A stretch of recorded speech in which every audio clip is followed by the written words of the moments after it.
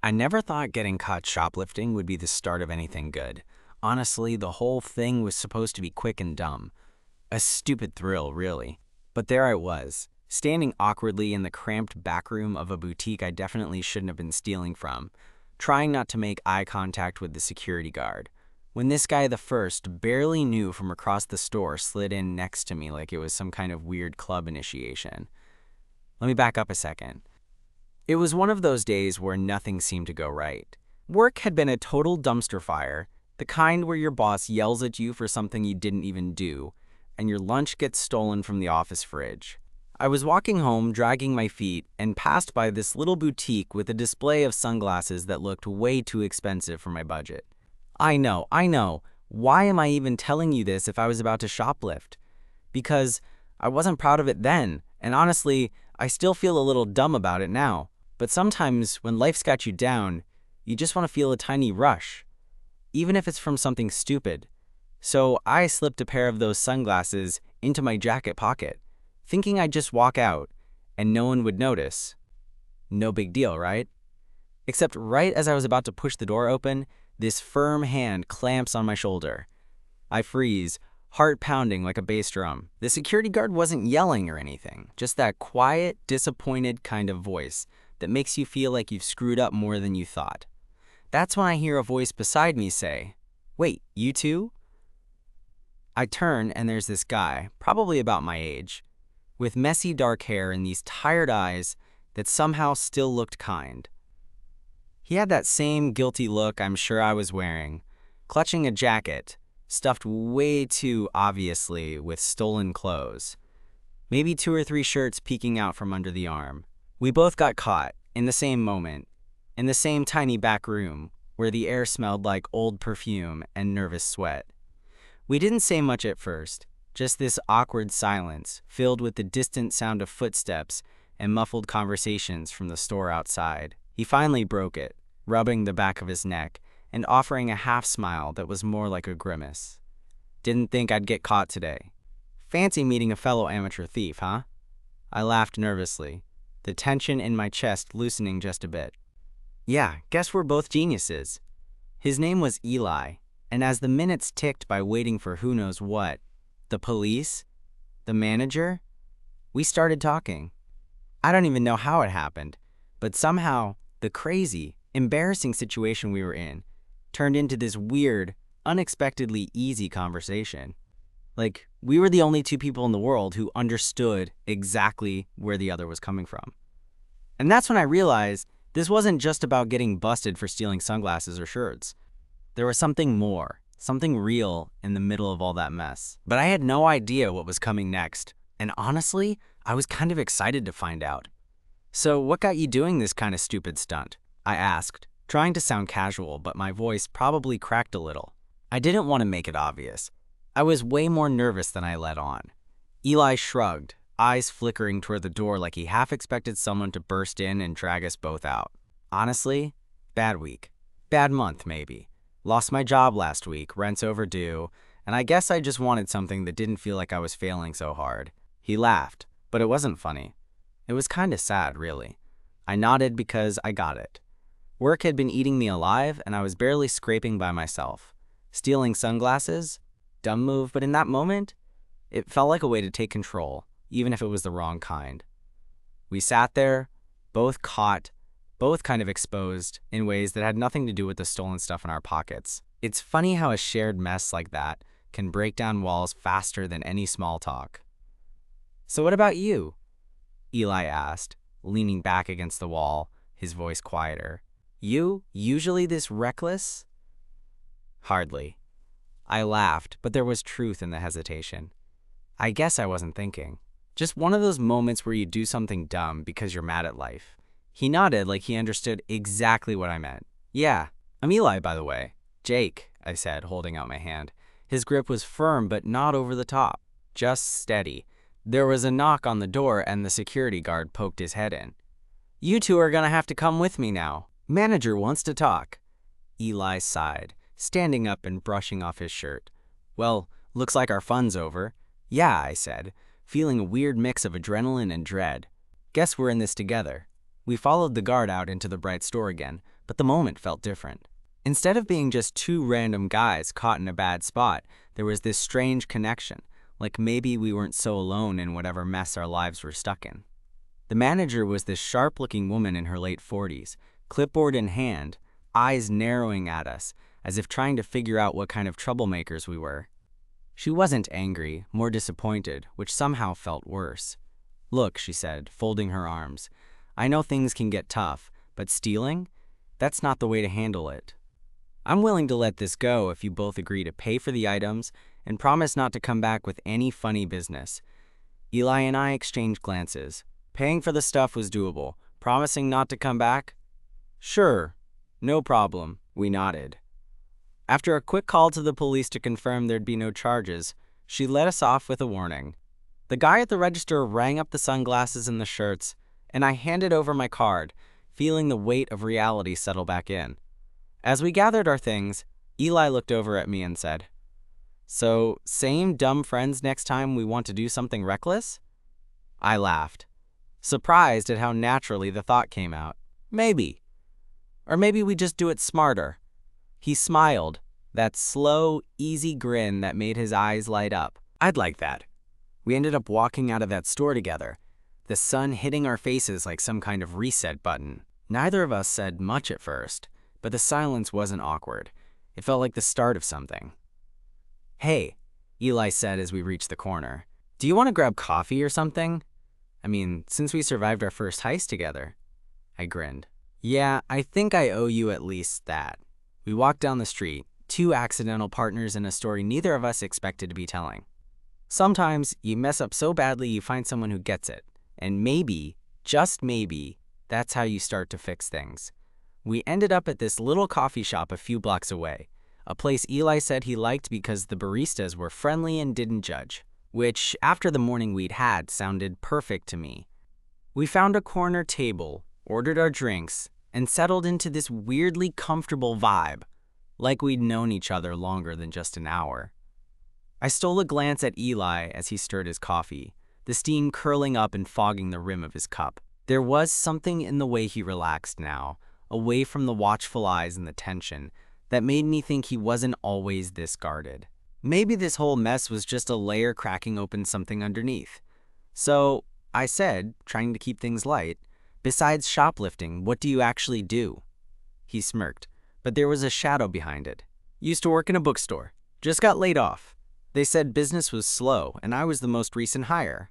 "Classic," I nodded. "That, please, miss. I'm in marketing, but honestly, half the time I don't know what I'm doing. Just punching a clock, you know." "Yeah, same. Feels like you spend more time worrying about keeping your job than actually doing it." He took a sip of coffee and looked out the window.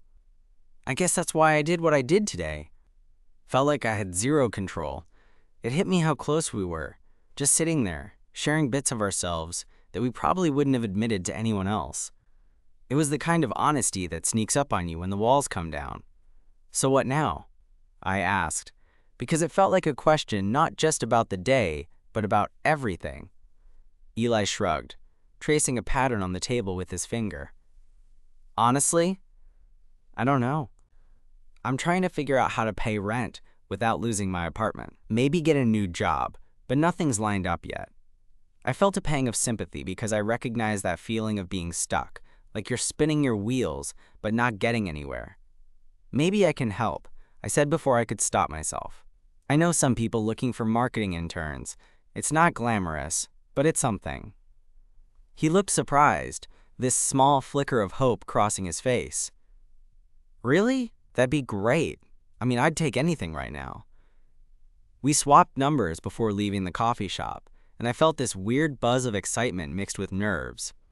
It was like we'd crossed some invisible line, from strangers caught in a dumb mistake to people who might actually care.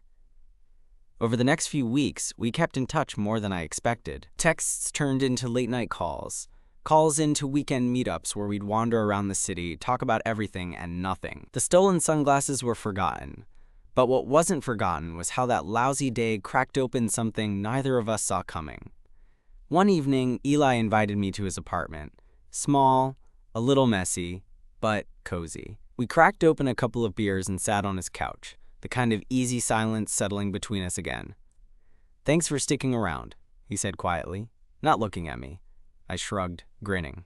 "I don't know, I think you make stealing stuff sound almost romantic." He laughed, then met my eyes, and for a second, everything else faded away. It was just us, two guys who'd been caught in the wrong place at the wrong time, finding something right in the middle of it. That night, something shifted between us, not in a dramatic movie way, but in the quiet, real way it should.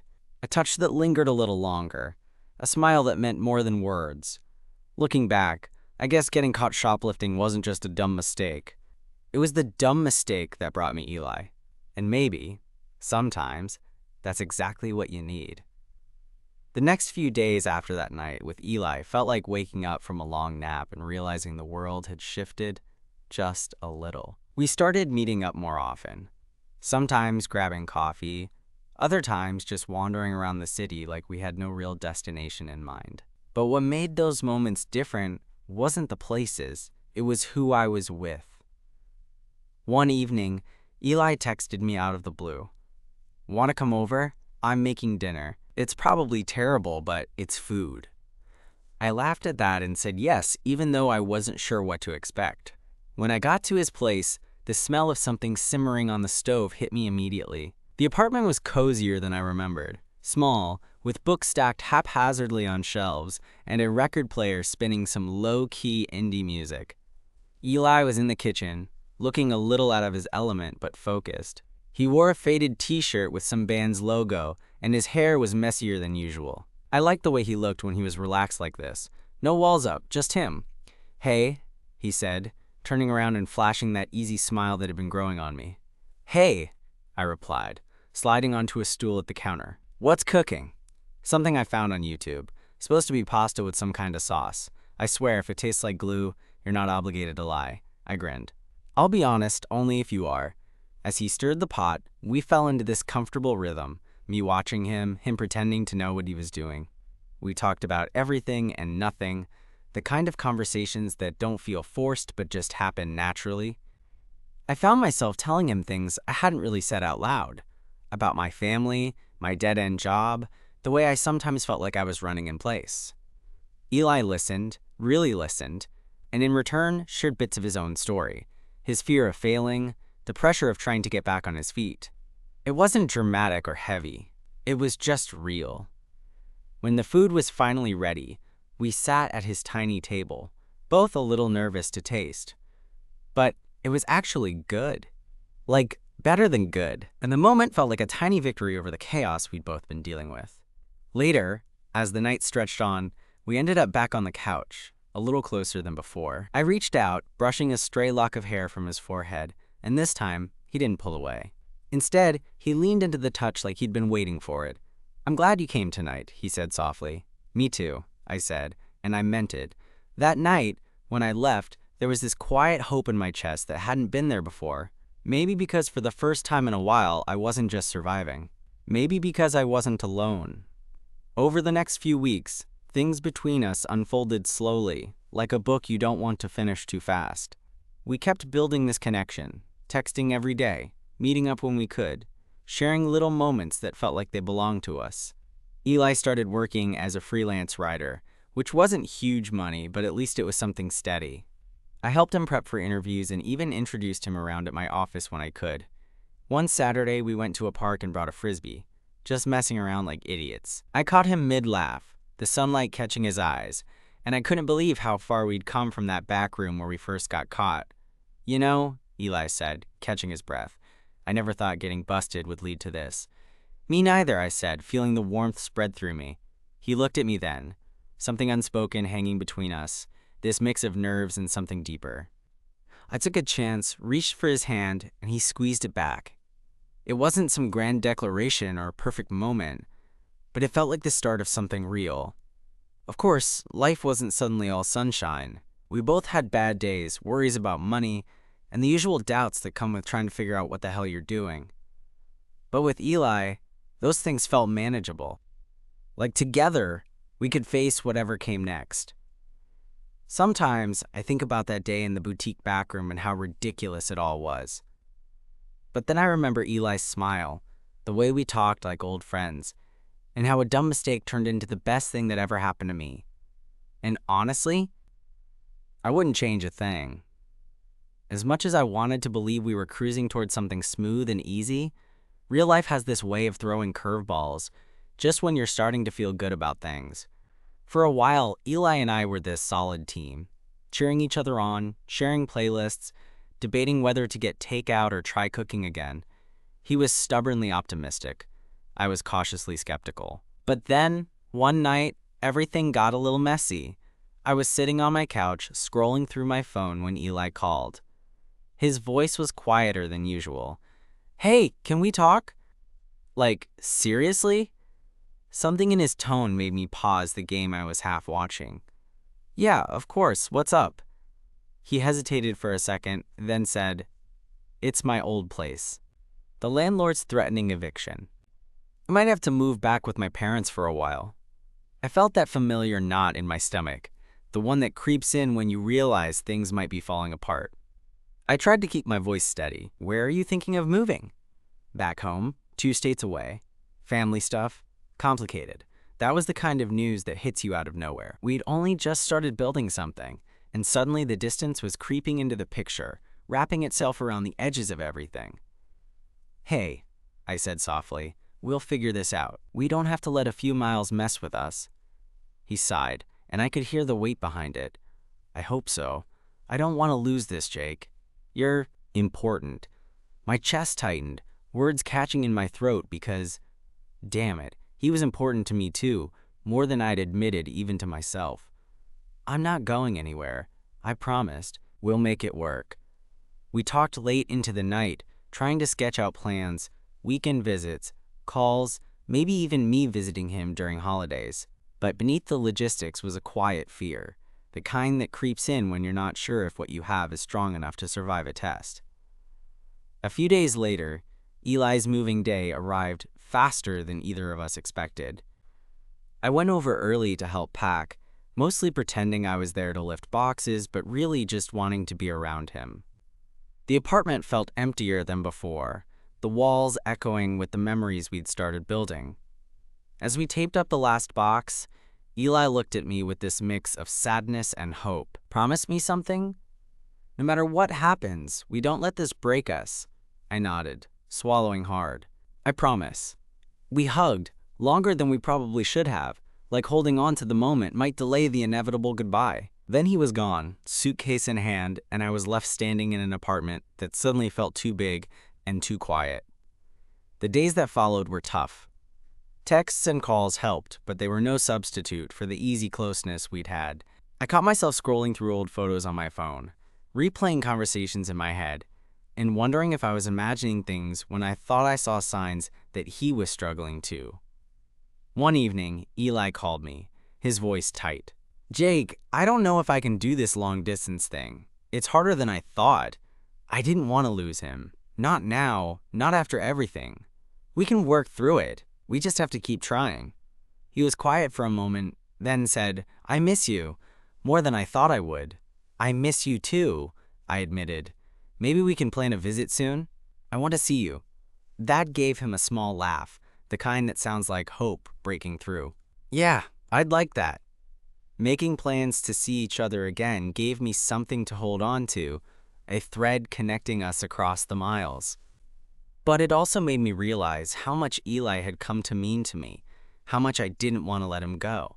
When we finally reunited a few weeks later, it was like no time had passed, and yet everything had changed. We walked through the park near his parents' place, hands brushing, and this time it wasn't just infatuation or the thrill of the new. It was something steadier, deeper. "I don't want to lose this either," I said softly. "Then don't," Eli replied, his eyes meeting mine with that same honest, steady look. We both knew the road ahead wouldn't be easy, long distance, new challenges, uncertain futures. But after all we'd been through, after that ridiculous first day caught stealing sunglasses and shirts, we had something worth fighting for. And somehow, that felt like enough. The days after that visit felt like I was walking on a tightrope, balancing the hope of what Eli and I had against the reality of the distance between us. We tried to stay close, sending texts that ranged from silly memes to honest check-ins, but there were moments when the silence stretched too long, and I caught myself wondering if maybe this was all just a beautiful thing doomed to slip through my fingers. One afternoon, I was sitting in my apartment, halfway through a dumb action movie that I wasn't really paying attention to, when my phone buzzed. It was Eli. "Hey, can we talk?" Like, really talk? My heart skipped and I dropped the remote. I replied right away, "Yeah." "What's up?" he called, and his voice was quiet, almost hesitant. "I've been offered a job here, something part-time to start, but it's a start." I blinked, surprised. "Wait, you're staying?" "Yeah," he said. "I don't want to be apart anymore. I don't want us to just be a what if, but I need to figure things out first. Find a place, get on my feet." It's scary. There was this raw honesty in his words that made the distance between us feel smaller, like maybe the future wasn't so uncertain after all. "I'm here for you," I said without hesitation. "Whatever you need." We talked for a while, making plans, imagining what it'd be like to have him nearby again. I felt this surge of excitement mixed with nerves. What if things didn't work out? What if the past caught up with us? But for once, I pushed those thoughts aside. A couple of weeks later, Eli showed up at my door, suitcase in hand, and that familiar grin that always made my chest tighten. He looked tired, but hopeful. "I'm back," he said like it was the best news in the world. I pulled him inside, relief and something deeper flooding through me. Welcome home. The first few days after he moved in were a mix of settling in and rediscovering each other in the same space. We cooked meals together, him still a little awkward in the kitchen but improving, and binge-watched shows, sometimes just sitting side by side, comfortable in the silence. But it wasn't all smooth. Living together brought up the usual quirks and annoyances, like how Eli left his shoes in the middle of the hallway, or how I forgot to take out the trash until it started smelling. We laughed through it, and when things got tense, we talked, sometimes late into the night, about everything from job frustrations to fears about the future. One night, we were lying in bed, the city lights glowing through the window. Eli turned to me, his face soft in the dimness. "Jake, I want this to work. Not just us living under the same roof, but really work. I don't want to look back and wonder what could have been." I reached for his hand, squeezing gently. "Me too. We're in this together no matter what." That commitment felt huge, like finally stepping off the tightrope and standing solid ground. Months passed, and things settled into a rhythm. Eli's writing gigs grew, and I got a promotion at work. We celebrated little victories and supported each other through setbacks. Our relationship wasn't perfect, but it was real, filled with laughter, late-night talks, and the occasional argument that ended in a hug. One weekend, we took a trip to the coast, just a spontaneous decision to escape the city noise. We walked along the beach, the cold wind tugging at our jackets, and I caught Eli looking out at the waves, a peaceful smile on his face. "I'm glad I took that chance," he said, glancing at me. "Even if it started with us both getting caught doing something stupid." I laughed, pulling him close. Best mistake I ever made. Standing there, with the ocean stretching out before us, I realized how far we'd come from that back room in the boutique to this moment that felt like the beginning of everything we wanted. And honestly, I couldn't wait to see where we'd go next. After that beach trip, things felt different between us. Not in some dramatic, overnight transformation, but in the small, steady ways that really matter. We started making plans for the future, little things at first, cooking meals together more often, figuring out a weekend routine, and even talking about moving in somewhere new, something that felt like ours. One evening, a few weeks after we got back from the coast, Eli surprised me by suggesting we try something new. We were sitting on the couch, him scrolling through his phone, me half watching a show we'd both lost interest in. "Hey," he said, looking up with that half smile. "What if we took a class together? Like cooking or art or something?" I raised an eyebrow. "You? Cooking class? I thought you were still on glued to your pasta." He laughed, nudging me. "Well, maybe I could use some help." But I was thinking more like pottery or painting, Something to get our hands dirty. Literally. I considered it. We'd been stuck in the same routines, and honestly, the idea of trying something different sounded kind of perfect. "All right," I said, "let's do it." A week later, we found ourselves in a tiny pottery studio tucked away above a cafe. It smelled like wet clay and something earthy, with shelves lined with half-finished bowls and mugs. Our instructor was this cheerful woman in her 60s who looked like she'd been doing this forever. We took seats at the wheel, and I watched Eli's hands as he tried to shape the clay, his brows furrowed in concentration. I was no better. Our first attempts were lopsided at best. One of my pots looked like a sad, misshapen pancake. "Not bad for your first try," Eli teased, grinning. "Yeah, not bad if your goal was abstract art." I shot back. We laughed, the kind of easy, genuine laughter that felt like a balm for the stress and noise of everyday life. As the weeks went by, pottery became our thing. It wasn't about making perfect ceramics. It was about the way we worked side by side, sometimes competing, sometimes helping each other, always laughing. The studio became our little escape, a place where the outside world faded away. One night, after class, we grabbed some food at the cafe downstairs and sat outside under string lights. The air was cool, and Eli reached over, taking my hand in his. "You know," he said, "I never thought I'd find something like this. Not just the pottery, but us." I squeezed his hand, feeling that familiar warmth. "Me neither, but I'm glad we did." He looked at me with those eyes that always seemed to see right through me. "I've been thinking, maybe we should think about living together for real. Not just crashing at my place or yours, but a place that's ours." My heart quickened. I'd been thinking the same thing, but hadn't wanted to rush or mess things up. "Yeah," I said slowly. I like that idea. The next few months were a whirlwind of apartment hunting, paperwork, and figuring out how to merge two lives without losing ourselves in the process. There were moments of frustration, arguments over paint colors, debates about furniture, but underneath it all was this excitement, this feeling that we were building something real. Moving day was chaotic, but filled with laughter and a few tears. Standing in our new, empty living room, boxes stacked around us, Eli pulled me close. "This is it," he said. "Our place." I smiled, breathing in the quiet promise of the space. Our place.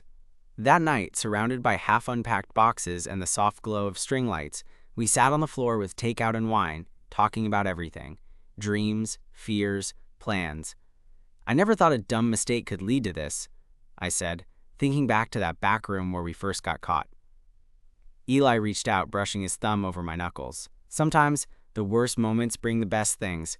I'm just glad it brought me you." I leaned in, feeling the weight of everything we'd been through.